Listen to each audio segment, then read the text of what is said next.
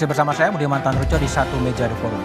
Mas Wamen, Pak Yoslo Risa, ada ketidakpastian yang sangat tidak enak. Apa yang upaya pemerintah sebetulnya untuk mempercepat agar ketidakpastian ini bisa clear sebetulnya? Sementara di US dubesnya kosong juga sebetulnya. Ya yang pertama saya mau menggarisbawahi dulu Mas Sukidi mengenai anti korupsi. Pak Presiden kemarin mengumumkan bahwa kuota macam-macam itu sudah dibuka. Kenapa? Karena selama ini dalam banyak kasus itu ternyata menjadi sumber korupsi dari korupsi. Rente Kan? itu. Nah itu niat dan harapan beliau itu bisa dan bagus juga karena akan membantu bahan baku lebih banyak ke Indonesia. Oke, yang kedua juga misalnya mengenai TKDN yang selama ini selalu dikeluhkan. Pak Presiden menyatakan tanpa izin beliau, pertek tanpa izin beliau itu tidak bisa dilakukan. Untuk TKDN memang kita ingin itu formulasinya berbeda. Makanya Pak Prabowo menyebut diganti dengan insentif. Tapi anyway, soal menyambut atau menghadapi ketidakpastian yang dilakukan oleh yang terjadi di sektor usaha, pemerintah akan terus-menerus melakukan komunikasi, dialog dengan seluruh teman-teman para pelaku usaha, menemukan jalan keluar baru, misalnya apa yang menjadi keluhan termasuk yang selama ini ada.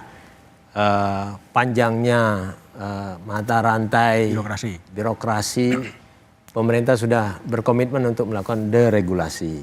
Seperti juga yang diinginkan oleh para pelaku usaha dari Amerika dan oleh Trump. Deregulasi ini tentu menjadi poin penting supaya dibicarakan bersama-sama, tidak menjadi kacamata pemerintah semata, tapi juga kacamata pelaku usaha. Baik, Mas Misbakun, wakil rakyat, apa yang bisa diupayakan oleh DPR agar ini bisa cepat selesai sebetulnya?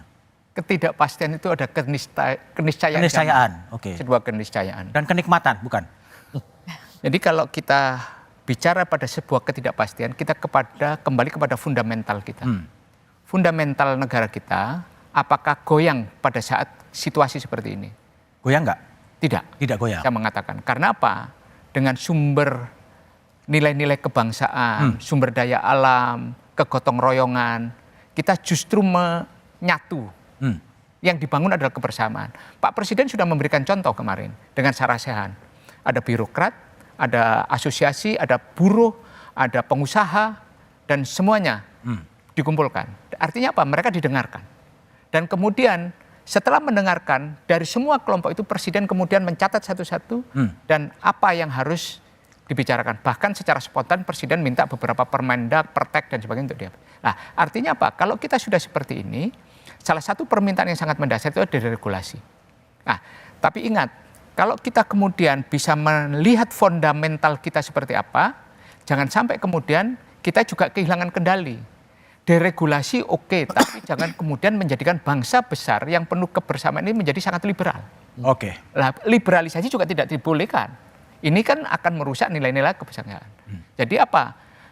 Kebangsaan ini kita jaga, kemudian karena apa? Kalau kebangsaan kita jaga, fundamental ini yang kita menjadi kuat. Baik. Deregulasi tidak dalam konotasi liberalisasi. Pak Beni, konkret dari pengusaha apa yang diharapkan dalam posisi sekarang ini? Yang diharapkan kepastian. Kepastian? Seperti apa? Ya kepastian, karena usaha kan harus ada patokan-patokan.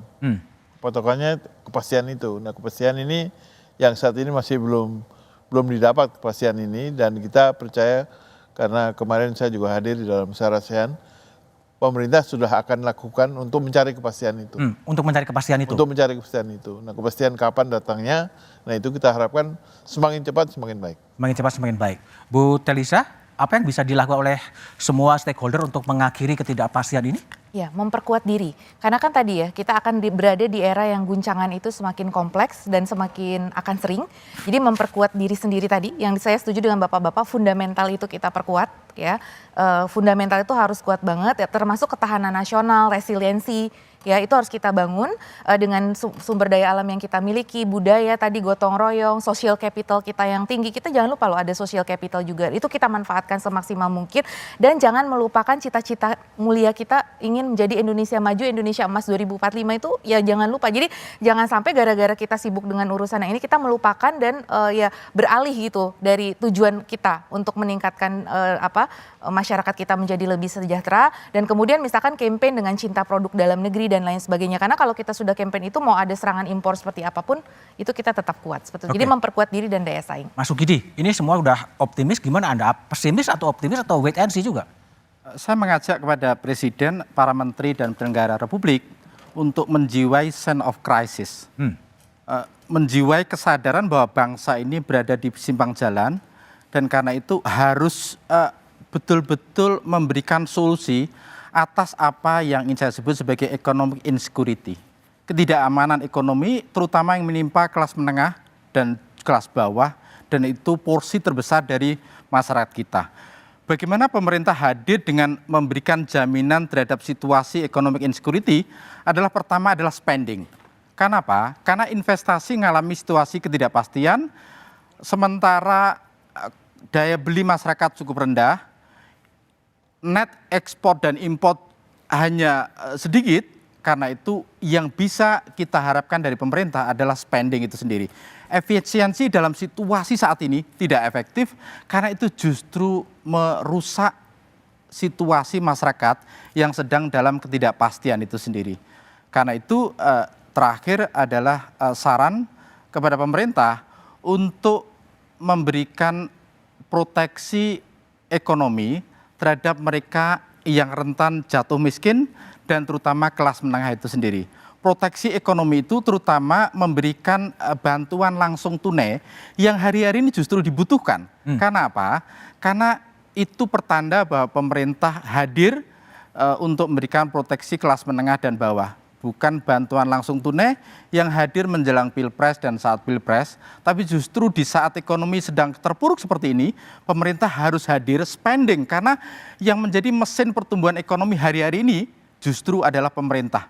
Dia harus melakukan spending, terutama memberikan proteksi ekonomi dengan bantuan langsung tunai kepada kelas menengah dan bawah dan mereka yang rentan untuk jatuh miskin itu sendiri. Oke, baik Mas Sukidi, Bu Talisa, Pak Beni, Pak Misbakun, dan Mas Wamen, Pak Lorisa.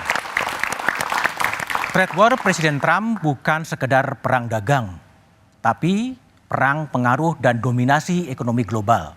Bangsa ini menghadapi tantangan besar, menjaga kepentingan nasional tanpa harus terjebak dalam tarik-menarik kekuatan besar.